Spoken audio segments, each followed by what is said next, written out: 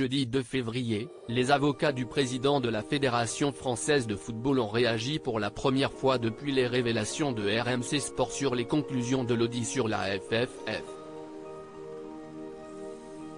Le camp Le Graët a notamment dénoncé un rapport aux allures de réquisitoire.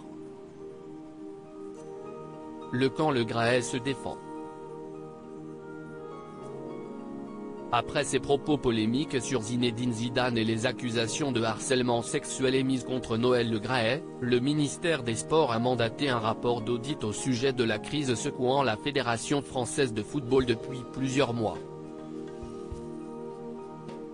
Le président multiplie ce que certains qualifient de dérapage, mais qui illustre surtout la dérive d'un pouvoir solitaire sans aucun outil de régulation interne, précise notamment le rapport.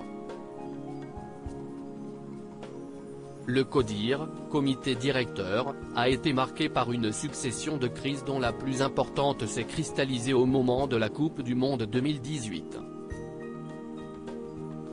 La mission a relevé qu'entre l'été 2018 et la fin de l'année 2019, les dysfonctionnements se développent, des échanges violents entre ses membres, une contestation par certains de la directrice générale, un président qui laisse la situation se dégrader en entretenant parfois un positionnement ambigu, alternativement favorable à la directrice générale qui réagit par un management très autoritaire.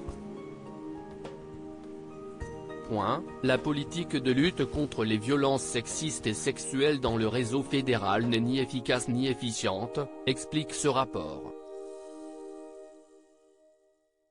Noël Le Graët contre-attaque jeudi 2 février, les avocats de Noël Le Graët ont réagi pour la première fois depuis les révélations de RMC Sport sur les conclusions de l'audit sur la FFF.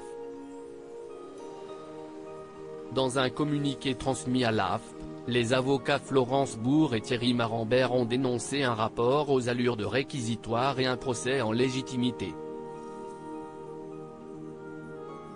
La virulence des mots employés à l'égard de M. Le Graët est surprenante au regard de la vacuité de sa base factuelle, qui repose sur des éléments et témoignages tronqués et anonymes, ont-ils dénoncé, assurant que le président de la Fédération française de football défendra fermement son honneur. Affaire à suivre.